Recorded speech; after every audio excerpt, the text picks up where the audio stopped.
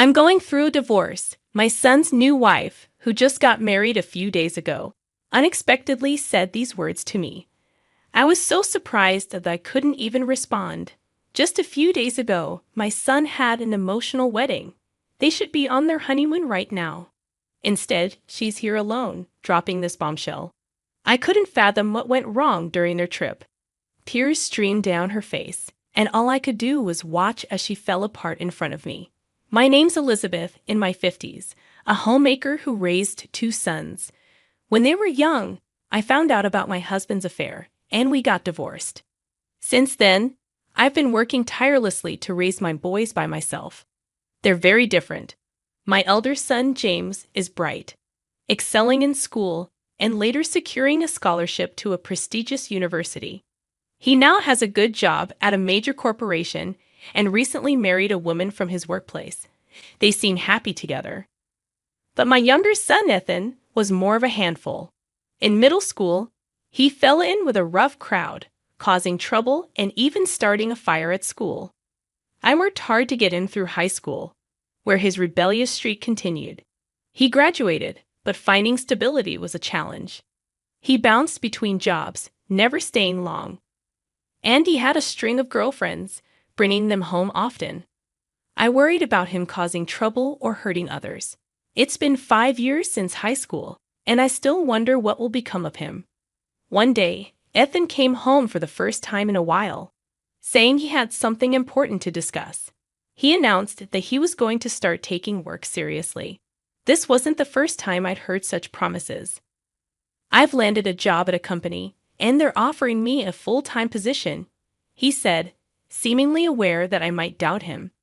Ethan went on to talk about the company he'd been accepted into, trying to convince me that he was serious this time. Really?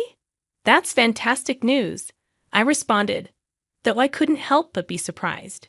Given the tough economic times, it seemed unlikely that a company would hire Ethan, who had only been doing part-time work. He explained that his current girlfriend, Michelle, had introduced him to the job. According to Ethan, Michelle's father owned the company, and she had helped him secure the position. While I should have been happy that my son had found stable employment, part of me couldn't shake off my skepticism. Ethan had a reputation as a ladies' man, and I couldn't help but wonder if he had manipulated Michelle to get the job. Ethan had a history of relying too much on women, and I'd warned him about it before. I hoped he wouldn't become a burden to Michelle. Despite my concerns, Ethan seemed to be genuinely committed to his work for the time being. In the past, he never stayed in a job for more than a few months.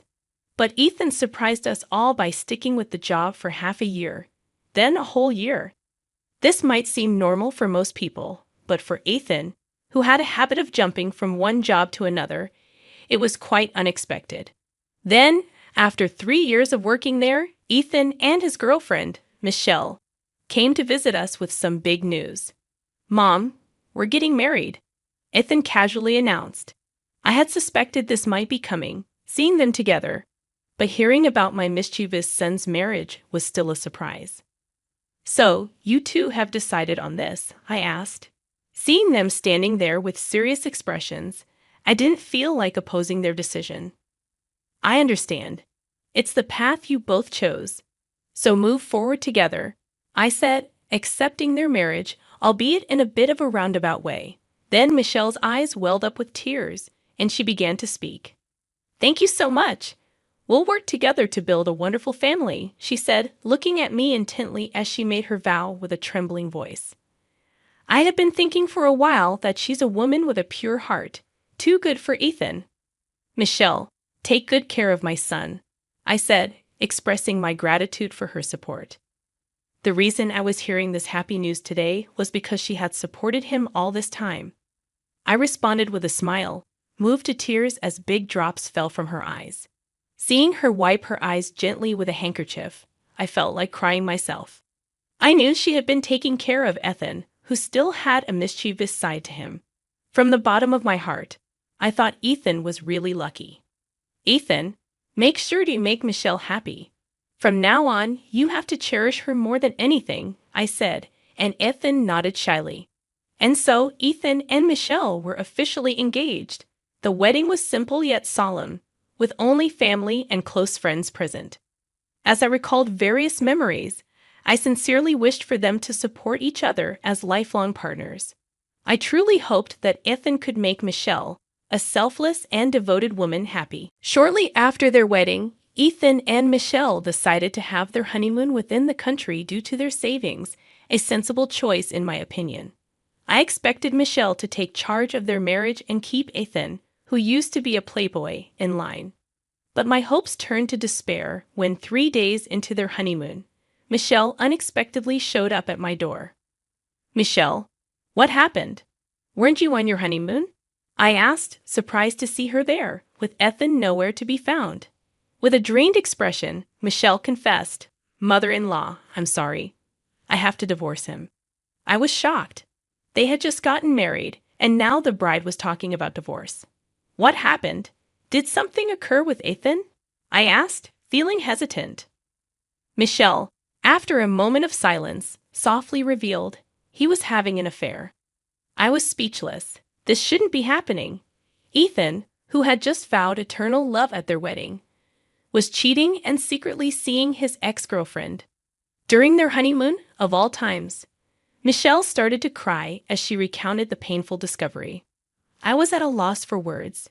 Introducing a mistress to your wife during your honeymoon, it was unthinkable. I couldn't believe what I was hearing. How could my son do such a terrible thing? Tears streamed down Michelle's cheeks, but they held a spark of hatred, contrasting sharply with the blissful sparkle she had just days ago. She had been betrayed by the one she loved. Michelle recounted the shocking events. Ethan's ex-girlfriend was staying at the same place they had chosen for their honeymoon. Ethan had called her there, inviting her to the hotel where they were staying. It was unthinkable. What was Ethan thinking? "It must have been hard for you, Michelle. I'm truly sorry for what my son has done." I apologized, unable to understand Ethan's actions. As I hugged Michelle's trembling shoulders, I listened to her thoughts, feeling a wave of anger rising inside me. Unable to bear the pain unfolding before my eyes, I left the scene. When his mistress met Michelle, she must have flaunted their shameful relationship, causing Michelle even more distress. She seemed more confused and saddened than angry. Contrasting with Michelle's demeanor, my anger towards Ethan grew. How could he cause such distress to a woman who had always been his rock? I dialed Ethan's number in a fit of anger. "Ethan, where are you right now?"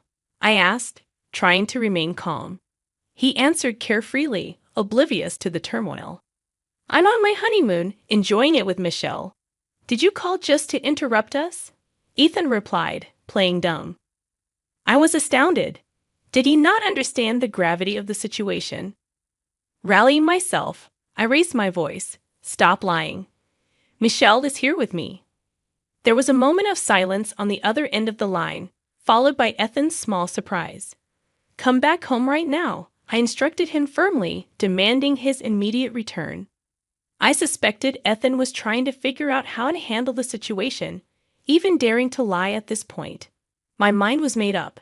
While on the phone with Ethan, I offered Michelle comforting words, unable to believe my own son could be so foolish. Even after telling her about the call, Michelle expressed that she didn't want to see Ethan right now, and understandably so. So I decided to handle Ethan myself for the time being. I called Michelle's parents to inform them of what happened, then drove Michelle back to her parents' house, where they were understandably furious. All I could do was apologize profusely on behalf of my foolish son. Exhausted upon returning home, I waited for Ethan to come back. When he arrived that night, he seemed troubled, wearing a poor smile. He probably still didn't understand the gravity of what he had done. Each time I looked at his face, my anger grew. "Ethan, you've really messed up this time," I said sternly. His response was a look of annoyance, followed by a foolish grin. "My ex-girlfriend said she's close by and wanted to see me," he explained, as if that might justify his actions, or even worse, as if he had given Michelle the wrong idea. But I wasn't buying it. "Aren't you still seeing her? Did you really call her in the middle of your honeymoon?" I asked, my words piercing through his excuses. Ethan, visibly embarrassed, admitted, "Well, we were only seeing each other occasionally." It was clear to me that even after breaking up with his ex and starting to date Michelle, Ethan had continued a physical relationship with his ex, a friend with benefits, as he put it. When I confronted him about it, Ethan shrugged it off, as if it were no big deal. Furthermore, when Ethan told his ex-girlfriend about marrying Michelle, she suggested the location of their honeymoon where she lived. Despite Michelle's reservations, Ethan took her advice, and as soon as they arrived, the woman insisted on meeting them. Whether she wanted to show off her connection with Ethan or flaunt her desirability, her actions upset Michelle. After hearing the whole story, I finally spoke to Ethan. "I'm cutting our ties. You clean up your own mess. I'm not getting involved." It was a decision I had made when he lied to me. I had done more than enough to clean up after him. But he was a grown man now, and I had neither the inclination nor the patience to cover for him anymore. Ethan pleaded with me not to cut ties, but I stood firm. For a son who disregards his devoted wife and betrays people, the least I can do is this. You've betrayed someone you should have cherished. I told you countless times to make Michelle happy. I believed you had finally outgrown your bad habits, but I was mistaken. This is the only option left for me. He suddenly started crying and clinging to me, but I remained resolute. Things with Michelle probably won't just end with a divorce. You might lose your job too. Live alone for the rest of your life so no one else gets hurt. That's the only way you can atone. Soon after, Michelle blindsided Ethan with a divorce request. Evidence of their adulterous meetings from both their phones surfaced, and Ethan, faced with alimony demands, had no choice but to agree to the divorce. He was then laid off from the company owned by Michelle's father, likely in retaliation. Refusing to have anything to do with him, I pushed him away. But considering his character, he might ignore the alimony payments if left alone. So, as my duty as a parent, I introduced him to a job at a company run by an old friend, where the work is grueling. I made him promise to deduct the alimony payment from his salary. Despite feeling down about the incident, my other son James supported me. He gave me wonderful news. His wife was pregnant with twins. Eventually, they safely gave birth, and I joyfully became a grandmother. They decided to move next to me, giving me the gift of a peaceful life after the turmoil caused by Ethan. Now, I spend my days peacefully with my sweet grandchildren, grateful for the support of my eldest son and the joy they bring into my life.